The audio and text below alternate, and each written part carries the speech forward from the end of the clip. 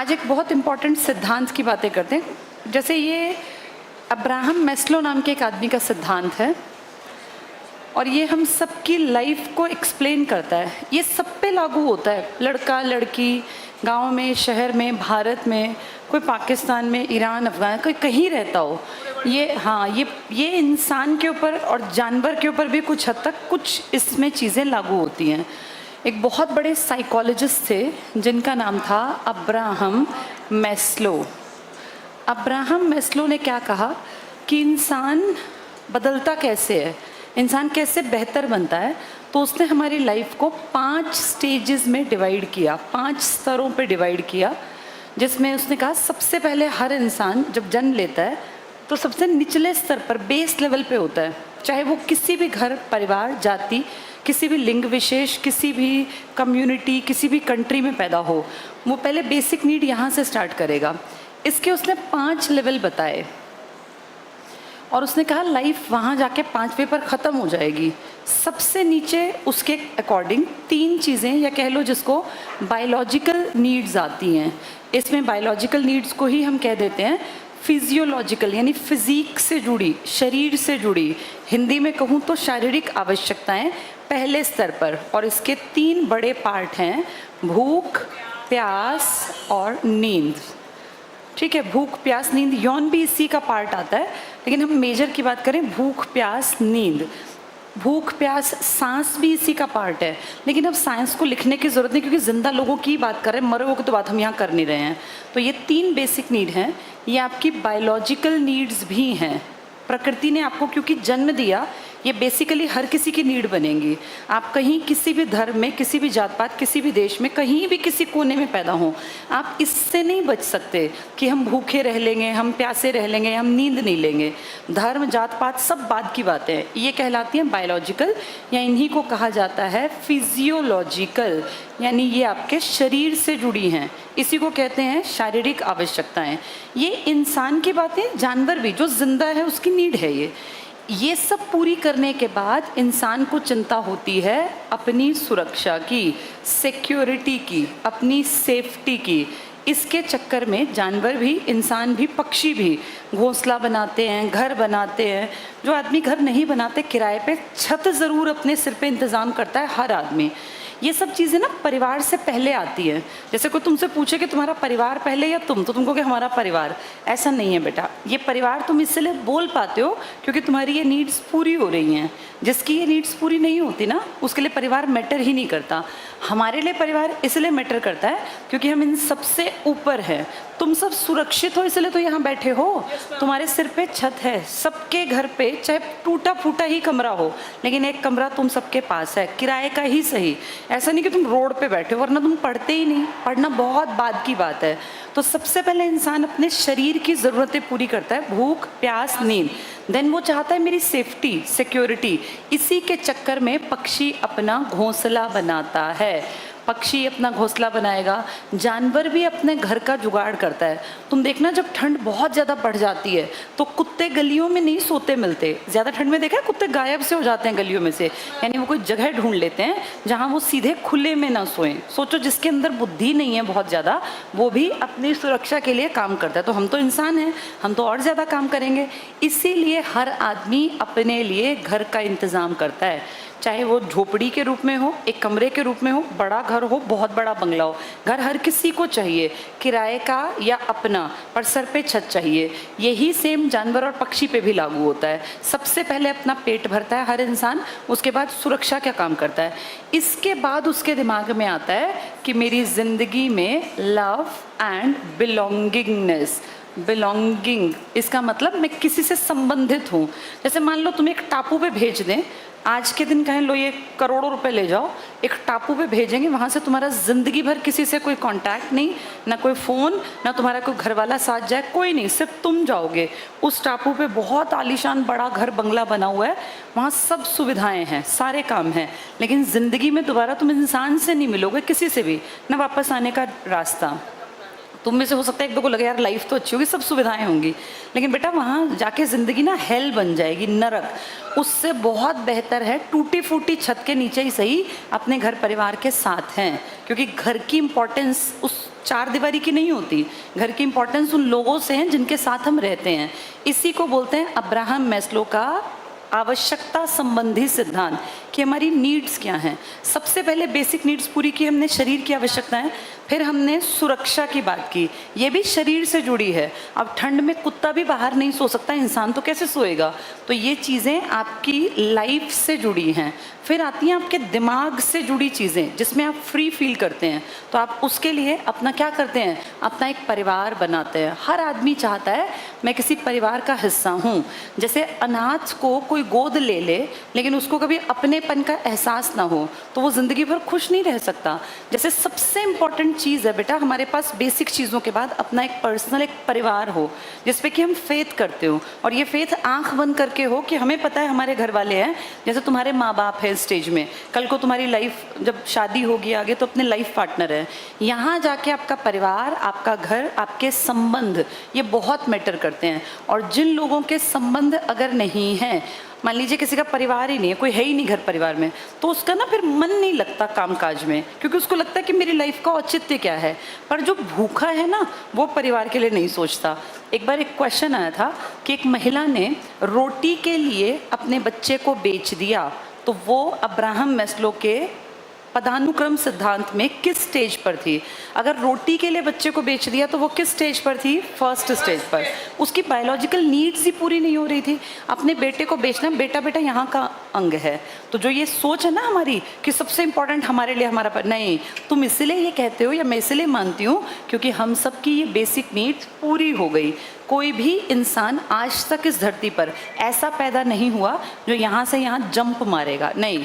आदमी नीचे से ऊपर की तरफ बढ़ेगा, सबसे पहले बायोलॉजिकल नीड्स पूरी करेगा, उसके बाद साइकोलॉजिकल, दिमागी। जब आप किसी के लिए, अब जैसे मेहनत जो कर रहे हो ना, तुम्हें भी लग रहा है कि मेहनत हम अपने लिए कर रहे हैं, पर रियलिटी पता है क्या है, हम सब का टारगेट होता है एक अच्छा परिवार पालना। कोई भी अपने लिए नहीं अकेला मेहनत करता। किसी के मन में नहीं है कि भाई मैं, कुछ साल रहती है बात, जब तक तुम 25 के, 26 के, 28 के होगे, लेकिन तुम किसी को भी देखना जिसकी एज 30 प्लस है, उससे तुम पूछोगे ना, वो अपने लिए कभी नहीं कमा रहे होते, वो कमा रहे होते अपनी अगली पीढ़ी के लिए, अपने परिवार के अच्छा जीवन देने के लिए। तुम्हारे पिताजी किसी के अपने लिए नहीं कमा रहे, अब तुम जवान हो गए ना, उनका सिर्फ ये टारगेट है कि तुम्हारी पढ़ाई लिखाई शादी ब्याह पे वो अपनी जमा पूंजी को पूरी को खर्च करके भी तुम्हें जिंदगी अच्छी दे देते हैं। और तब तक जब तक कि तुम सेटल नहीं होगे उनको एक टेंशन लगी रहेगी, चाहे वो दिखाए ना कि भैया पता नहीं हमारे बच्चे कब कमाएंगे, कब ये इस काबिल बनेंगे कि अगर मुझे कुछ हो जाए तो भी मेरे बच्चों को दिक्कत ना आए। हर आदमी की यही इच्छा है। इसी को बोलते हैं बेटा लव एंड बिलोंगिंगनेस, ये सब में है। पर पता है क्या, इसके बदले तुम्हारे माँ बाप जो मेहनत कर रहे हैं, या कल को तो जो तुम मेहनत करोगे या कोई भी करता है, जब वो परिवार के लिए काम करता है ना, तो इसके बाद वो जो चीज़ परिवार से चाहता है वो दिमागी तौर पे आपको ज़्यादा लायक बनाती है। मतलब वो डेवलपमेंट की स्टेज है। विकास चाहने वाला, सोचने वाला इंसान ही उस चीज़ को एक्सपेक्ट कर सकता है। इसे कहा जाता है सेल्फ रिस्पेक्ट। इसी को कहते हैं सेल्फ रिस्पेक्ट। इसी को आप कहते हो आत्मसम्मान। जैसे ये ना टर्म इंडिया में बचपन में सिखाया नहीं जाता। यहाँ अपने आप की इज्जत करना कभी कोई सिखाता ही नहीं है, जबकि सिखाया जाना चाहिए। सेल्फ रिस्पेक्ट, एक तो रिस्पेक्ट होती है दुनिया से मिले। जब आदमी यहाँ रहता है ना थर्ड स्टेज में, तो वो चाहता है मेरा नाम हो, मेरा परिवार हो, लोग मुझे इज्जत दें, लेकिन वो सिर्फ समाज के दायरे की बात सोचता है। जब वो थोड़ा सा मैच्योर बनता है, थोड़ा समझदार बनता है, तो वो चाहता है कि मेरी खुद की अपने मन से, मेरे मन में भी इज्जत हो। और वो परिवार से भी यही चाहता है कि परिवार जिसके लिए मैं इतना मरखप रहा हूँ वो भी मेरी रिस्पेक्ट करे। ये सेल्फ रिस्पेक्ट के ही चलते औरतें पढ़ने लग गई बेटा, लड़कियां पढ़ने लग गई। तुम्हारे दादा दादी के टाइम में कोई, किसी की दादी मेरे ख्याल तुम में से वर्किंग नहीं होगी। जिस समाज के तबके को हम बिलोंग करते हैं ना, वहाँ सेल्फ रिस्पेक्ट औरतों के लिए थी ही नहीं।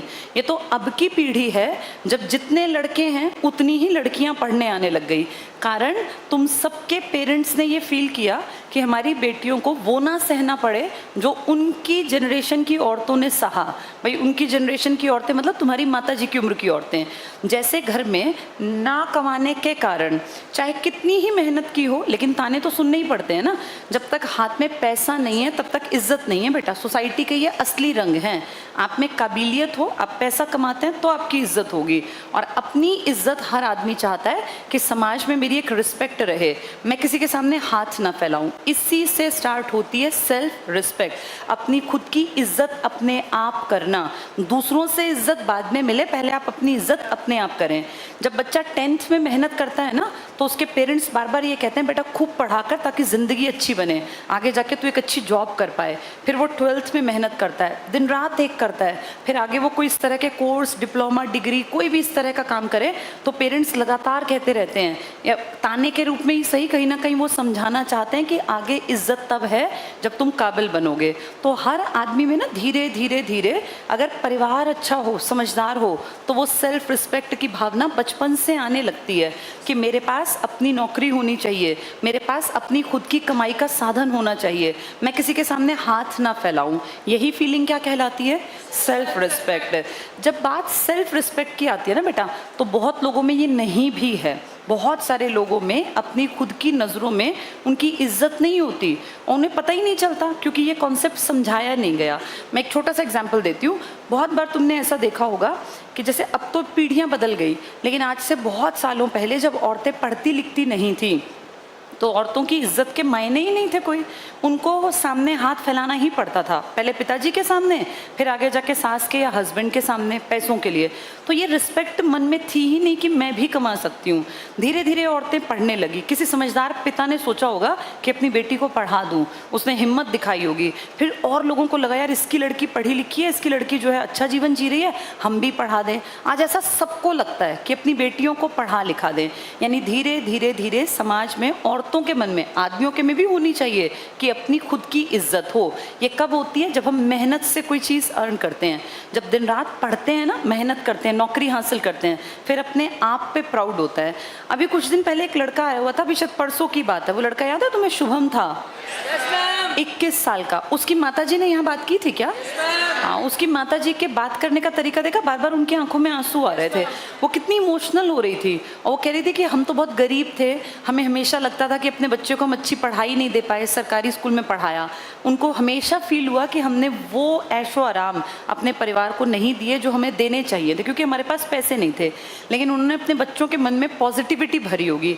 उस लेडी में अपनी खुद की भी सेल्फ रिस्पेक्ट थी, तभी उसका बेटा देखो सही कदम पे चला, और उसका बेटा उसकी इज्जत जिंदगी भर करेगा, क्योंकि उस औरत ने अपना एग्जाम्पल सेट किया, खुद भी तो कमाया ना। वो कह रही थी कि हमारी जाति में, वो जिस भी कास्ट से रही होंगी, कि हमारी जात पात में औरतों का काम करना अच्छा नहीं मानते। गांव वाले कहते भी थे कि वहाँ जाके काम कर रही है, लेकिन उनकी कितनी अच्छी बात थी कि मेरे बच्चों का पेट भरने कोई नहीं आने वाला था गांव से, इसीलिए मैंने सोचा कि मुझे कमाना चाहिए। हस्बैंड वाइफ दोनों ने मिलके कमाया, तीनों बच्चों को पढ़ाया लिखाया। चाहे सरकारी में ही पढ़ाएं, और खर्चे तो होते ही हैं ना, घर चलाने के लिए रसोई में 10 तरह के खर्चे होते हैं घर के, तो वो अकेले एक आदमी से हेल्पर के काम में कितने रुपए मिलते होंगे। उस औरत ने बराबरी का कमाया अपने पति के साथ। देख लो, उसका बेटा 21 साल में सक्सेसफुल था, लेकिन उस बेटे से बात करके फील हुआ कि इसकी माँ ने इसके मन में सेल्फ रिस्पेक्ट भरी है कि मुझे अपनी इज्जत बढ़ानी है समाज में, सोसाइटी में। ये पढ़ लिख के आनी चाहिए बेटा, ये सब में नहीं होती। आधे लोगों में तो बिल्कुल ही सेल्फ रिस्पेक्ट नहीं होती, पूरी जिंदगी दूसरे के सामने हाथ फैलाते रहेंगे, 10वीं 12वीं में पढ़ेंगे लिखेंगे नहीं, किसी और का दिया ही जिंदगी भर खाते रहेंगे। और पता है क्या है, उसके बावजूद भी रिस्पेक्ट नहीं करेंगे। प्रॉब्लम यहाँ है, ये सिखाना पड़ता है हर पीढ़ी दर पीढ़ी। अब ज़रूरी है कि हर बच्चे को समझाया जाए, सिखाया जाए कि बेटा मेहनत करो, 10वीं में मेहनत नहीं करोगे तो आगे ज़िंदगी भर हाथ पसार के मांगना पड़ेगा। तो जिसमें ये होगी ना बेटा, वो कभी गलत रास्ता नहीं पकड़ेगा। जिसके मन में सेल्फ रिस्पेक्ट है, वो किसी की चेन खींच ही नहीं पाएगा, वो चेन स्नैचिंग कर ही नहीं पाएगा। उसको पता है हर चीज़ मेहनत से बनी है। जितने लोग चोरी चकारी डकैती करते हैं, इलीगल काम करते हैं, ये पैसे वाले तो हो सकते हैं, लेकिन इनके अंदर क्या नहीं मिलेगी? Self respect. ये पैदा करनी पड़ती है बेटा, ये अच्छा माहौल पैदा करता है, अच्छे माँ बाप, अच्छा समाज सेल्फ रिस्पेक्ट पैदा करता है। यहाँ तक पहुँचने का मतलब तुम जानवरों से ऊपर की कैटेगरी में आ गए। ये 3 चीज़ तो कुत्ते बिल्ली भी करते हैं। तुमने देखा है कुत्ते के बच्चे को, छोटे से को, बिल्ली के बच्चे को अगर तुम जाके पकड़ोगे और उसे लगेगा कि तुम उसके बच्चे को नुकसान करने वाले हो, तो बिल्ली भी देखा है भागती है पंजा मारने के लिए, चाहे वो कितनी घरेलू हो। यहाँ तक तो बेटा जानवर भी सोचता ही है। इसके आगे जो बड़ी चीज़ है वो है सेल्फ रिस्पेक्ट, कि हम अपनी खुद की इज्जत करें, और इस इज्जत के लिए पहले काबिलियत हासिल करनी पड़ती है। अपनी इज्जत राह चलते चोर उचक्के डकैत जो होते हैं, जो गलत काम करते हैं, ये थोड़ी ना कर सकते हैं। इनको किसी ने सिखाया ही नहीं कि अपनी इज्जत भी होती है अपने मन में। इसके बाद जो और ऊपर की स्टेज है, जहाँ इस धरती के शायद 1% लोग भी नहीं पहुँच पाते और नामुमकिन बराबर है वहाँ तक पहुँचना, बहुत मेहनत करनी पड़ती है। उसे कहते हैं बेटा सेल्फ एक्चुअलाइजेशन। ये नया टर्म होगा तुम लोगों के लिए। इसी को कहते हैं आत्मबोध। बोध मतलब समझ, अंडरस्टैंडिंग, खुद को समझना। मैं एक इंसान हूँ, भगवान ने मुझे एक शरीर दिया, एक आत्मा के रूप में मैं इसमें हूँ, मैंने क्या करना है, मुझे ज़िंदगी किस लिए मिली। जब इतनी समझ बढ़ जाएगी ना, तो हम कहते हैं इस आदमी में आत्मबोध आ गया। और बहुत कम लोग हैं जिनमें आत्मबोध आता है, नहीं तो ज़्यादातर लोग जब तुम्हारी उम्र बढ़ेगी तो तुम देखोगे इन 3 से ऊपर नहीं बढ़ पाते। सेल्फ रिस्पेक्ट सब में नहीं होती। मैंने अभी बताया जो चेन स्नैचर है, उसकी बहुत बार दलील होती है घर में आटा नहीं था इसलिए मैं चोरी करता था। उसमें सेल्फ रिस्पेक्ट नहीं है कि आटा नहीं है तो तूने मेहनत क्यों नहीं की, तू पढ़ लिख के काबिल क्यों नहीं बना। किसी की बाइक चुरा ली, किसी का कुछ छीन लिया। ये जो लोग हैं लगभग ज़्यादातर के बारे में सुनोगे तो कहेंगे हमने तो ऐसा इसलिए किया कि रोटी नहीं थी। बहुत सारे क्राइम करने वाले ऐसा कहते हैं। यहाँ तक तो बेटा कुत्ते और बिल्ली भी तो हैं। हम इंसान हैं, इससे ऊपर बढ़ना है। और ऊपर बढ़ने की 2 स्टेज में देखो तुम कहीं ना कहीं अपने आप को नजर आओगे, सेल्फ, और यहाँ भी सेल्फ। सेल्फ मतलब खुद का, खुद की बेहतरी, खुद की इज्जत। इन दोनों पे पहुंचना मेहनत की डिमांड करता है। नहीं तो यहाँ तो कुत्ते में, सूअर में, गाय में, भैंस में और इंसान में क्या फ़र्क है। कुत्ते, बिल्ली, भैंस, सूअर भी अपने परिवार के लिए ही काम करते हैं। देखा नहीं है, पक्षी भी सुबह उठ के दाना ढूंढता है, फिर दाना ले जाके अपने छोटे छोटे, देखा वो चोंच में अपने बच्चों की में डाल रहा होता है। इतना तो सभी करते हैं। इसके बाद आपका इंसान होना कहीं ना कहीं आपको बेहतर बनाता है कि आप आत्मबोध कर सकते हैं। वो सबसे ऊपर लेवल है बेटा, वहाँ पहुँचना लगभग नामुमकिन है। और बहुत थोड़े लोग हैं जो वहाँ तक पहुँच पाते हैं। पता है वो लोग कौन है? जो, हाँ, जिनके मन में कंटेंटमेंट है कि यार भगवान ने जितना मेरे लिए किया, परमात्मा ने मुझे बहुत दिया। ब्लेसिंग्स हमेशा फील करे, जो हमेशा ग्रेटफुल रहे, भगवान को, सोसाइटी को हर घड़ी धन्यवाद दे कि मैंने जितना पाया, मैंने बहुत कुछ पाया, शायद मैं इसके काबिल नहीं था तब भी मिल गया। और जितना हो सके अपनी लाइफ का बेस्ट देना, सिर्फ लेना लेना नहीं। यहाँ तक तो आदमी लेने की कोशिश में था, अब बेस्ट देना। कोई टीचर के रूप में, समाज सेवी के रूप में, किसी भी रूप में वो समाज को जब एक वापस लौटाता है ना चीज़ें, तो ये लेवल होता है बेटा आत्मबोध का। यहाँ तक पहुँचना बहुत बहुत बहुत बड़ी बात है, जिसके अंदर सेल्फ कंटेंटमेंट आता है ना, कि मैं संतुष्ट हूँ, मैंने एक अच्छी ज़िंदगी जी, मैंने सबके लिए बेस्ट किया। सबसे पहले तो अपने लिए बेस्ट किया। जिसने अपने लिए नहीं किया, भूख प्यास जिसकी नहीं मिट पाई, वो दूसरों के लिए क्या करेगा। आज तक कोई 1st से 5th पे नहीं गया। 1st से हर आदमी 2nd पे आएगा अपनी सुरक्षा के लिए। यहाँ से वो अपने परिवार की सोचेगा 3rd पे। इसके बाद उसकी स्टार्टिंग होती है आत्म की, अपनी इज्जत करना। अपनी इज्जत करने के लिए बहुत ज़्यादा मेहनत करनी पड़ती है बेटा। अपने मुँह मियाँ मिट्ठू तो कोई भी बन लेगा कि मैंने ये किया ये किया, लेकिन सच में जब आप सोचें कि हाँ, जिसको समाज बोले, बिल्कुल ठीक कहा इसने शब्द ये, जब समाज आपकी रिस्पेक्ट करे ना कि यार इस आदमी ने बहुत काम किया, इसने सच में काम किया, सोसाइटी जब कहे, मेजॉरिटी जब माने कि आपने काम किया, तो फिर आप यहाँ तक पहुँच जाते हैं। और आत्मबोध के बाद तो इंसान को परम सुख की प्राप्ति होती है कि यार मैंने अपनी ज़िंदगी, चाहे मैं आज चला जाऊँ, चाहे मेरी ज़िंदगी इतनी ही हो, लेकिन मैंने फुलेस्ट तरीके से इसको जिया और मैंने मैक्सिमम अच्छा किया समाज के लिए, दुनिया के लिए, सोसाइटी के लिए। ये सिद्धांत समझ में आ गया? ये अब्राहम मैस्लो का पदानुक्रम सिद्धांत है, लाइफ से जुड़ा। इसमें कितनी स्टेजेस बताई उसने? 5।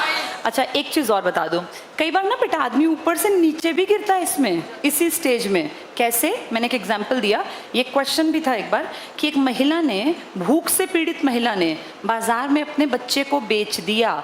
उसका बच्चा है, इसका मतलब उसका परिवार है, यानी वो यहाँ तक तो थी, लेकिन भूख से पीड़ित महिला ने अपने बच्चे को बेच दिया। अब वो भूख से पीड़ित है तो वो कहाँ आ गई है? वो 1st लेवल पर आ गई है। आया समझ में? जब हम पैसे कमाते हैं ना, पैसे कमाने के बाद जब आप लोग पैसे कमाओगे तो आपको देखना बहुत सारे लोग आएंगे कि सर आप जो है इंश्योरेंस करा लीजिए, आप अपने परिवार का, भाई देखा नहीं वो ज़िंदगी के साथ भी ज़िंदगी के बाद भी LIC और इस तरह की बातें।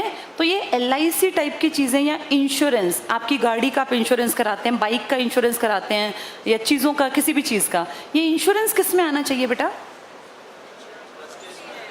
इसमें आएगा इंश्योरेंस? नहीं, इंश्योरेंस आएगा इसमें। इसको घर तो मैंने समझाने के लिए लिखा है बेटा, ये है देखो, इंश्योरेंस किस में आएगा?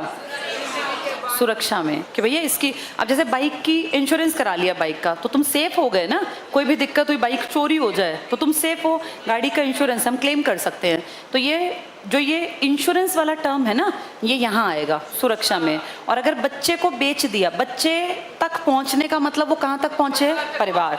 परिवार के बाद वो इतने निचले स्तर पर गिर गए कि उनको फर्स्ट स्टेज का, अब समाज का पतन इतना हो गया बेटा कि कई लोग यहाँ पहुँच के 3 ज़रूरतें नहीं है, भूख प्यास नींद पूरी हो रही है, फिर भी अपने घर वालों में देखा है लोग अपने बेटियों को पैसों में शादियां कर देते हैं और इस तरह के।